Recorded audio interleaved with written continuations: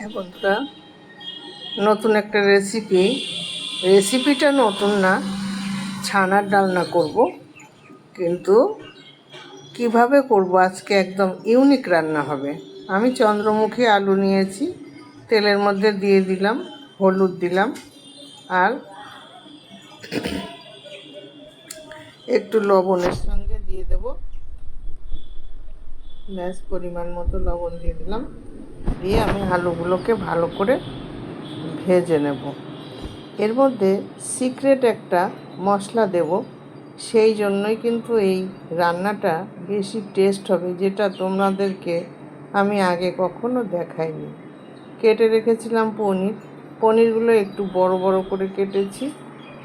আমি ছানার ডালনা বলে ফেলেছি, আমি করছি পনিরের তরকারি। ছানার ডালনা কিন্তু আবার আলাদা রকম হয়। তা পনিরগুলো দেখেছো, আমি কিন্তু বেশ বড় বড় করে পিস করে নিয়েছি। এবার এই পনিরগুলোকে একটু ভেজে নেব। এর সঙ্গে লবণ হলুদ লাগবে না, কেননা আলু ভেজেছি তেলের মধ্যেই দিয়ে দিলাম, তো সব কিছু আলুর মধ্যে যে লবণ হলুদ ওটা এর মধ্যে হয়ে যাবে। দেখো আলুগুলো ভাজা কতটা সুন্দর হয়েছে, বেশ গোল্ডেন কালার। এইবার আমি পনিরটাকেও সুন্দর করে ভেজে নেব, মানে খুব বেশি কড়া করব না, একেবারে কাঁচাও করব না। গোল্ডেন কালার হলে আমি এক এক করে পনিরগুলো উল্টিয়ে দেখব, হয়ে গেলে উঠিয়ে দেব।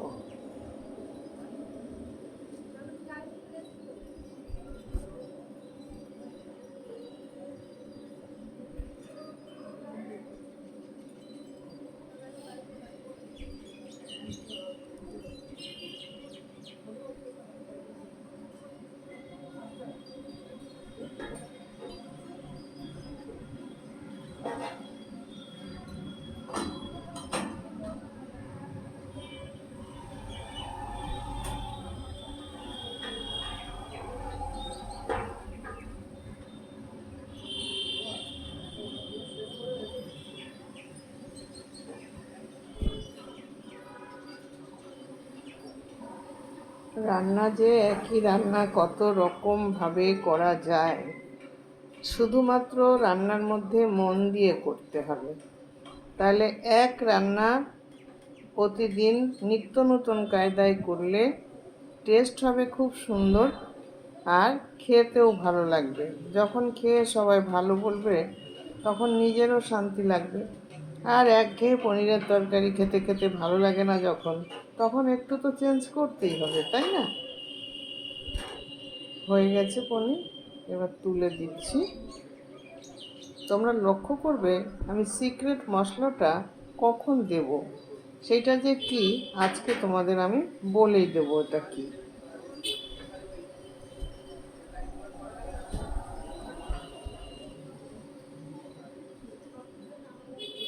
পনিরগুলো কত সুন্দর কালার এসছে, এটাও গোল্ডেন কালার করে ভেজে নিয়েছি। সামান্য একটু তেল দিয়ে দিলাম। এই তেলের মধ্যে আমি এখন দিয়ে দেব জিরে ফোড়ন, দিয়ে দিলাম জিরে। এবার এর মধ্যে আমি যে আলুগুলো ভেজে রেখেছি সেই আলুগুলো ঢেলে দিলাম। এর মধ্যে আমি দিয়ে দিচ্ছি একটু জিরের গুঁড়ো, একটু ধনের গুঁড়ো।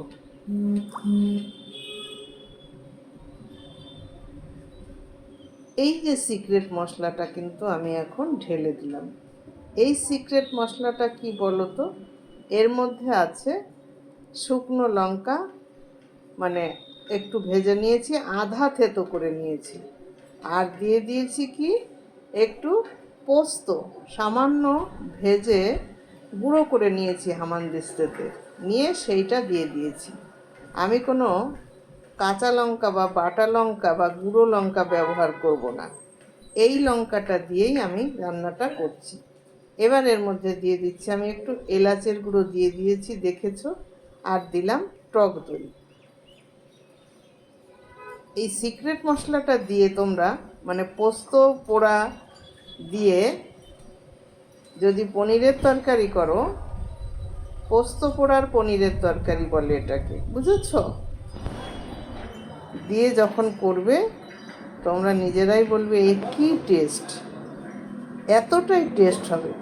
আর সামান্য একটু হলুদ দিলাম, তোমরা হলুদের পরিমাণটা যদি মনে করো কম দেবে পনিরের তরকারিতে, কম দিতেই পারো, কোনো অসুবিধা নেই। আমার আবার একটু কালার না হলে ভালো লাগে না। দিয়ে দিচ্ছি একটু সুগার ফ্রি, কারণ এই তরকারিটা বেশি ঝাল হবে না। এখন টক দই দিয়েছিলাম, টক দইটা দিয়ে ভালো করে নাড়াচাড়া করিয়েছি। তার জন্য কিন্তু একটা জল বেরিয়ে তেল ছেড়ে দিয়েছে তরকারিতে। তার মানে আমার মশলাটা কষানো হয়ে এসছে, দেখলেই বুঝতে পারছো। এবার আমি পনিরগুলোকে ঢেলে দিলাম, দিয়ে পরিমাণ মতো জল দেব, যাতে আলুটা সিদ্ধ হয়ে একটু ঝোল থাকে। এর মধ্যে কিন্তু আমি আর কোনো মশলা দেব না। জলটা তোমরা যেরকম ঝোল রাখবে সেইভাবে জলটা দেবে।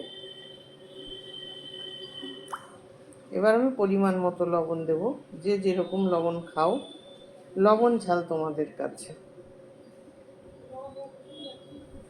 এখন আর একটা জিনিস দেয়া বাকি রইল, ঢেকে দিলাম।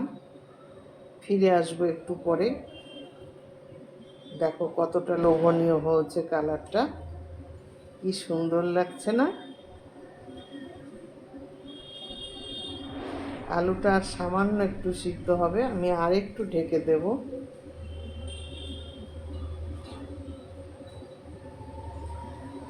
এবার ঢাকনাটা খুলে দেব। হয়ে গেছে আমার আলু সিদ্ধ, খুব সুন্দরভাবে গলে গেছে। এখন আমি এর মধ্যে দিয়ে দেব একদম সর্বশেষ জিনিস, কি না ঘি। রান্নার শেষে একটু নিরামিষ তরকারিতে ঘি দিতেই হবে, তাহলে কমপ্লিট হয়ে গেছে আমার রান্নাটা। বন্ধুরা, তোমরা এইভাবে করে খেয়ে দেখো। হ্যাঁ, এবার ঢেলে দিচ্ছি, ব্যাস। তাহলে খেয়ে দেখো রান্না করে, আর রান্নাটা কেমন লাগলো জানিও আমাকে। টাটা।